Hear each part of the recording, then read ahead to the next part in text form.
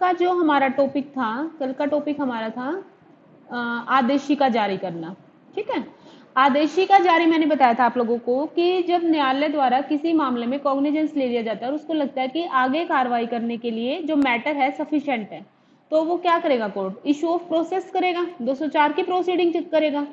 अब जब न्यायालय द्वारा 204 की प्रोसीडिंग की जाती है तो या तो वो सम्मन जारी करेगा उस मैटर में या फिर क्या करेगा, वारंट जारी करेगा। अब सम्मन के बारे में कल हम लोगों ने डिस्कस भी किया था इसके ऊपर कि सम्मन क्या होता है और वारंट क्या होता है। सबसे पहले तो हमें यही देखना पड़ेगा कि सम्मन और वारंट में डिफरेंस क्या है, या सम्मन किस चीज के लिए जारी किया जा सकता है। क्या सम्मन सिर्फ किसी व्यक्ति विशेष के संदर्भ में हो सकता है या किसी वस्तु या दस्तावेज के बारे में भी हो सकता है। और सेम वारंट पे भी अप्लाई होगा कि जो वारंट है क्या वो किसी व्यक्ति विशेष के लिए होता है या किसी वस्तु को सर्च करने के लिए भी जो है वारंट जारी किया जा सकता है। तो इसके बारे में कल हम लोगों ने मतलब दो प्रोविजन पढ़े थे सम्मन के बारे में कि सम्मन किसी व्यक्ति को व्यक्ति मतलब किसी अभियुक्त को या अभियोजन पक्ष को या साक्षी को न्यायालय द्वारा अपने समक्ष निश्चित तिथि पर और निश्चित समय पर, ठीक है, न्यायालय द्वारा निश्चित समय पर और निश्चित जो है डेट पर अपने सामने उपस्थित करने का एक आदेश होता है, जिसके माध्यम से वो पक्षकार को या साक्षी को कहता है कि वो जो है फलाने दिन न्यायालय के सामने इस समय जो है उपस्थित होगा।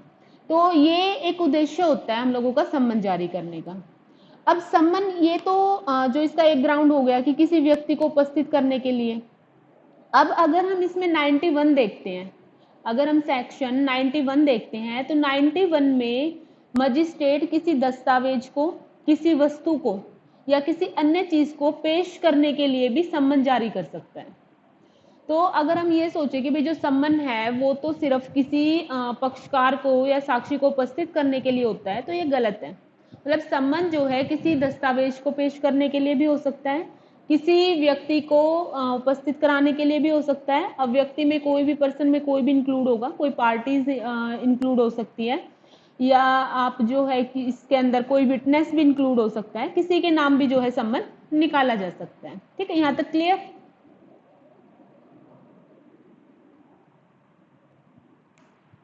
क्लियर है यहाँ तक? कोई प्रॉब्लम हो तो बताऊं। ठीक है, तो देखो कल हम लोगों ने देखा था सम्मन के बारे में कि भाई जैसे कि सम्मन सबसे पहले क्या है, सम्मन न्यायालय का एक लिखित आदेश होता है जिसके माध्यम से न्यायालय व्यक्ति या किसी वस्तु को अपने सामने निश्चित समय पर निश्चित जो है तिथि को अपने सामने उपस्थित करने के लिए कहता है। दूसरी बात आ गई कि सम्मन किस चीज के लिए निकाला जाएगा, तो सम्मन किसी व्यक्ति के लिए भी निकाला जा सकता है जिसमें कोई पक्षकार आ सकता है, अभियुक्त आ सकता है, अभियोजन पक्ष हो सकता है या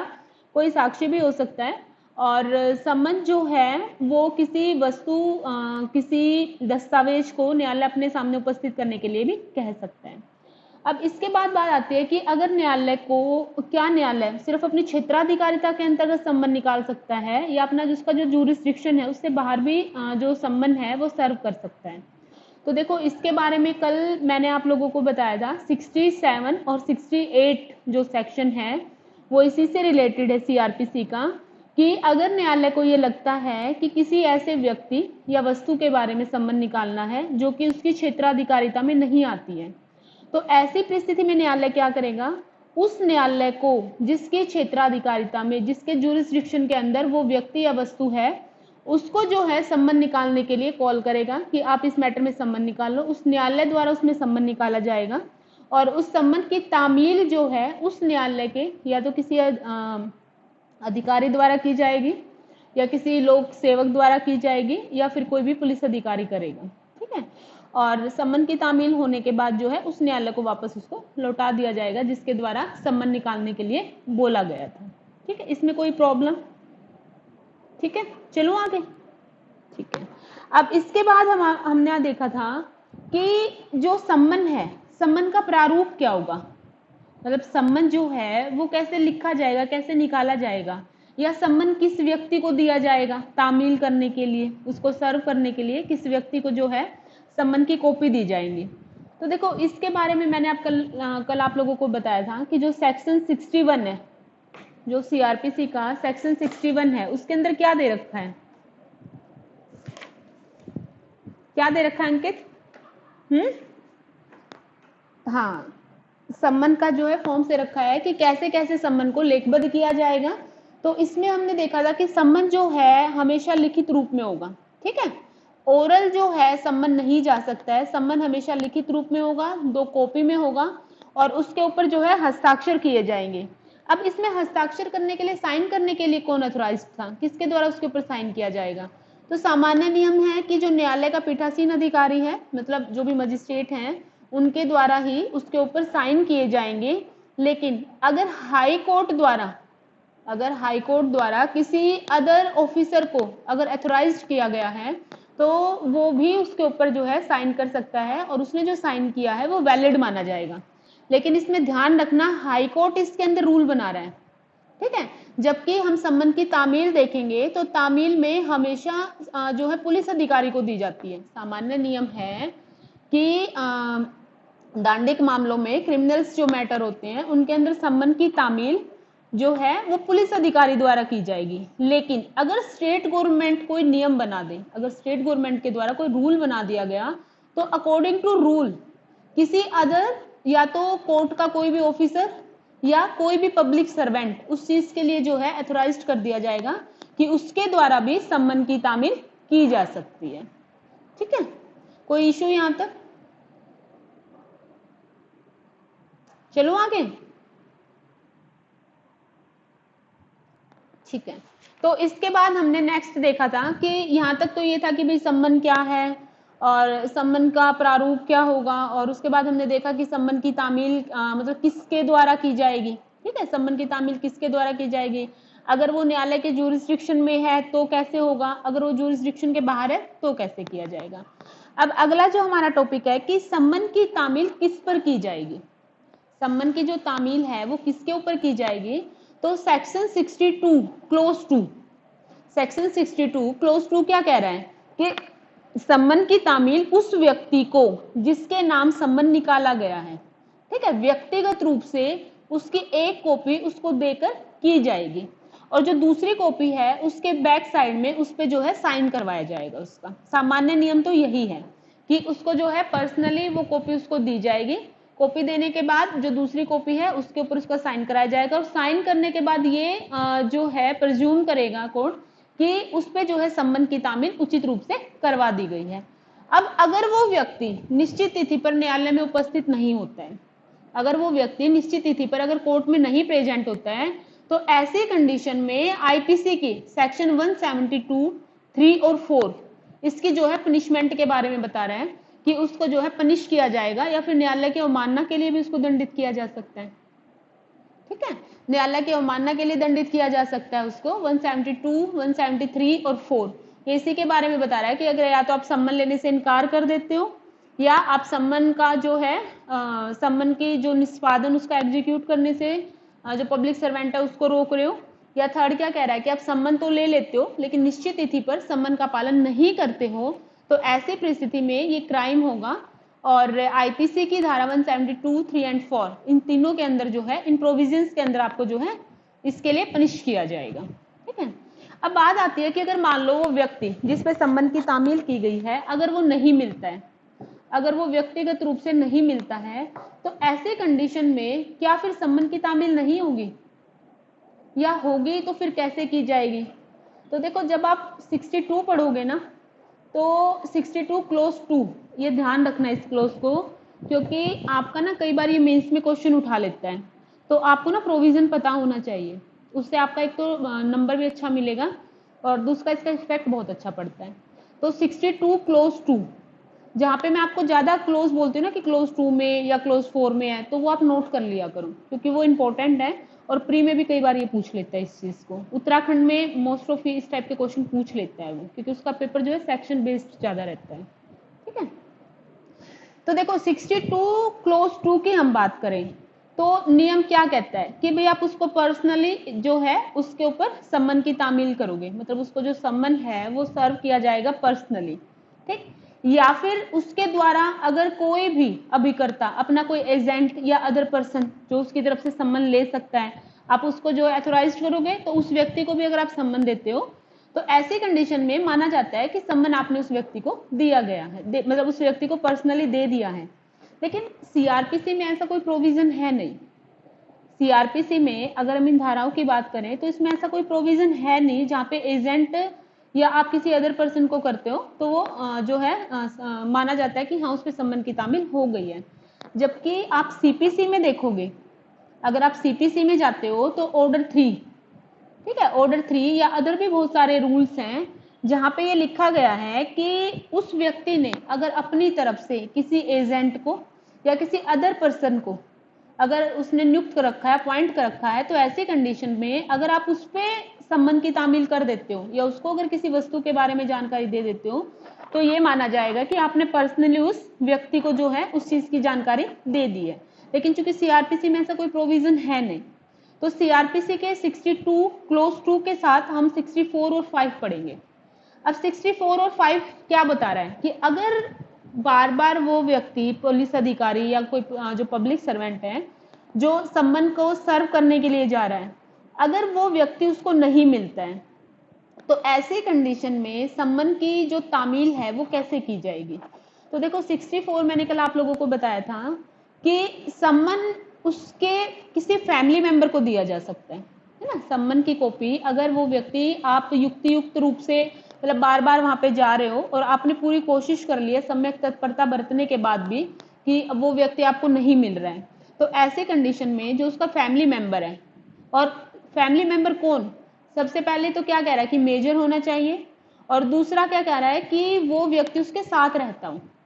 अब मान लो फैमिली मेंबर है उसका, अब वो व्यक्ति जो है वो मेरठ में रह रहा है या गाजियाबाद में रह रहा है और उसका जो फैमिली मेंबर है वो दिल्ली में रह रहा है,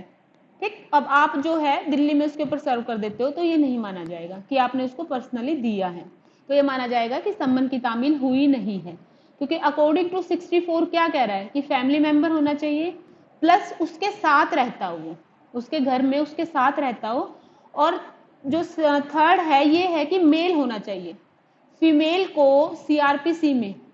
अगर फीमेल है, अगर आप उस पर सम्मन की तामील कर देते हो, सपोज करो कोई एक व्यक्ति है जिस पे आपको सम्मन की तामील करना है, आप उसकी वाइफ को दे के आ जाते हो तो वो सम्मन की तामील नहीं मानी जाएगी।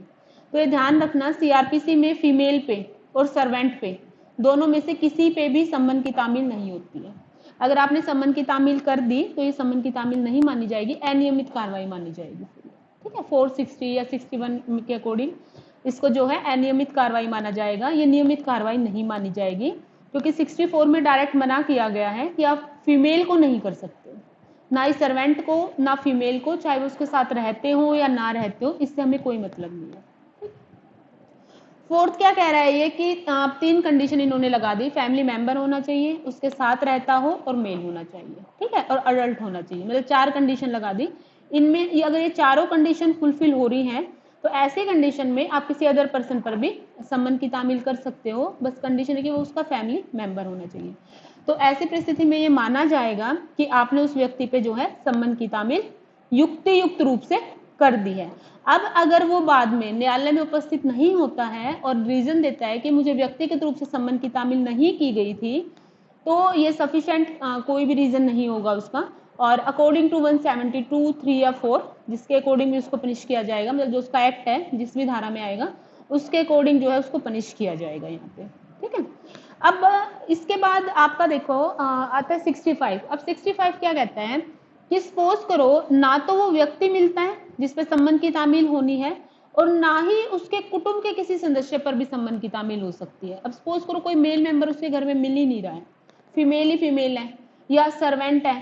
ठीक है, या वो लोग भी उस टाइम पे उसको नहीं मिलते हैं, वो छुप जाते हैं, इधर उधर चले जाते हैं, या मान लो सुबह वर्क पे चले जाते हैं, तो बार बार प्रयत्न करने के बाद भी सम्यक तत्परता बरतने के पश्चात भी अगर कोई व्यक्ति नहीं मिलता है तो ऐसी कंडीशन में अकॉर्डिंग टू 65 क्या करेंगे, उसका चस्पा कर दिया जाएगा। मतलब उसके जो निवास स्थान है उस पे या उसके आसपास की किसी भी जगह पे जहाँ पे उसको आसानी से देखा जा सके उसको जो है चिपका दिया जाएगा, और ऐसे कंडीशन में न्यायालय को इस चीज की सूचना दी जाएगी। अब न्यायालय के ऊपर डिपेंड करता है, वो या तो ये प्रज्यूम करेगा कि जो सम्मन की तामील जो है वो युक्त रूप से जो है कर दी गई है, ठीक है, कि न्यायालय ऐसी जांच करने के पश्चात जो उसको ठीक लगे तो वो इस चीज का डिक्लेरेशन करेगा कि सम्मन की जो तामील है वो उस व्यक्ति पर उचित रूप से कर दी गई है, या न्यायालय चाहे तो नई तामील करने के लिए भी कह सकता है। ये बहुत इंपॉर्टेंट पॉइंट है और ये ना इंटरव्यू में पूछा, यूपी वाले इंटरव्यू में, कि अगर आपने सम्मन की तामील, वो व्यक्ति नहीं मिलता है, आप उसके घर पे या आसपास के किसी प्लेस पर आपने जाकर उसको चिपका दिया जहाँ पे युक्त रूप से देख सकते हैं, तो क्या कोर्ट इस चीज के लिए बाउंड है कि वो इस चीज को प्रिज्यूम करे कि सम्मन की तामील हो चुकी है? तो ये ध्यान रखना, ये कोर्ट का विवेकाधिकार है। कोर्ट चाहे तो ये प्रिज्यूम कर सकता है कि सम्मन की तामील हो गई है, और कोर्ट चाहे तो नई तामील करने के लिए भी कह सकता है, लेकिन ऐसा करने से पहले न्यायालय उस मामले में इंक्वायरी करेगा। क्लियर? यहां तक कोई प्रॉब्लम? नंदिनी, ठीक है, चलो आगे। ठीक है, अब देखो, ये तो था आपका एक पॉइंट कि व्यक्तिगत रूप से तामील की बात कह रहा है ये। अगर आपको किसी एक पर्सन पर तामील करनी है तो उसके बारे में बात कह रहा है कि पर्सनली आप कैसे किसी मैटर में जो है तामील करोगे, ठीक है, किसी व्यक्ति विशेष पर। अब अगर हम बात करते हैं कोई विशिष्ट व्यक्ति है, जैसे कि कोई पब्लिक सर्वेंट है, या कोई भी निगम निकाय वगैरह है, या कोई सोसाइटी है, अगर मान लो उनके द्वारा कोई क्राइम कर दिया जाता है, क्योंकि बहुत सारे मैटर होते हैं जिसमें हम देखते हैं कि पूरी सोसाइटी इन्वॉल्व होती है, या पूरी सोसाइटी के ऊपर केस कर दिया जाता है, किसी पब्लिक सर्वेंट के ऊपर केस कर दिया जाता है ऑन ड्यूटी, तो ऐसी कंडीशन में फिर सम्मन की तामील कैसे की जाएगी? ठीक है, तो इसके बारे में सीआरपीसी का सेक्शन 63, 66 और विटनेस पे जो सम्मन की तामील हो रही है उसके बारे में भी स्पेशल कुछ प्रोविजन दे रखे हैं 69 के अंतर्गत। ठीक है, तो ये तीनों धाराएं जो हैं ये विशिष्ट प्रावधान करती हैं कि अगर किसी निगमित निकाय पर, किसी सोसाइटी पर अगर आपको सम्मन की तामील करनी है, या किसी पब्लिक सर्वेंट पर आपको सम्मन की तामील करनी है, तो ऐसी कंडीशन में उनको व्यक्तिगत रूप से नहीं देके की जाएगी। अब मान लो सोसाइटी में कितनी फैमिली रहती होंगी, आप हर घर में तामील नहीं करोगे सम्मन की, या हर घर को सम्मन नहीं भेजा जाएगा। ऐसी कंडीशन में हम क्या करते हैं, सोसाइटी के नाम सम्मन निकाल देते हैं, और जो सोसाइटी का हेड होगा,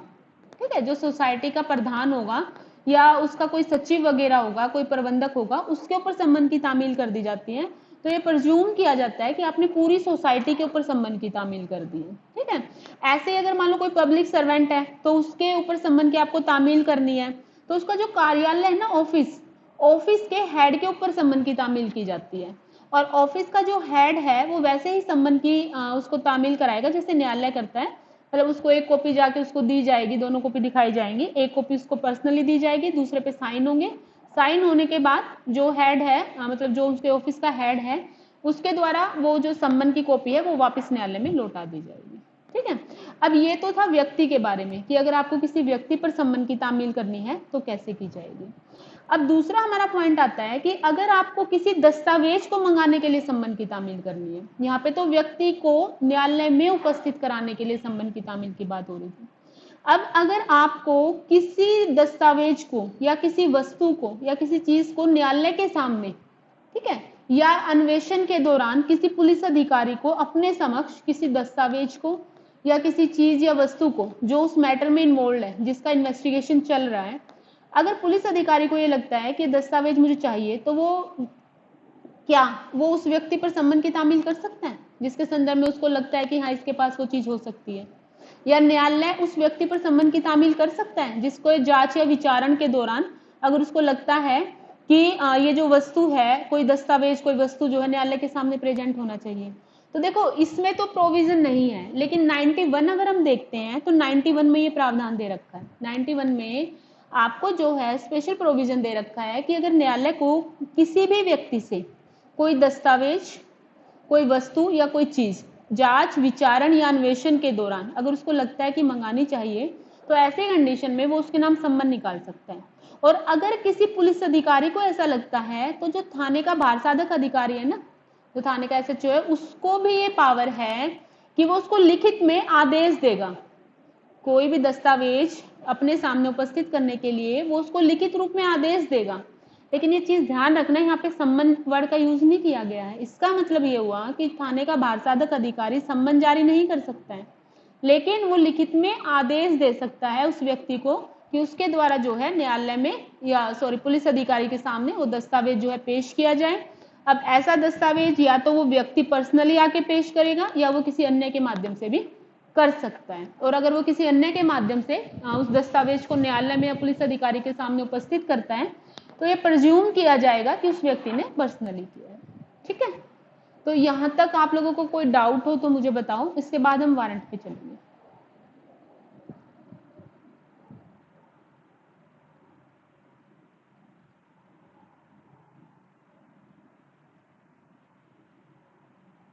क्या? हम्म।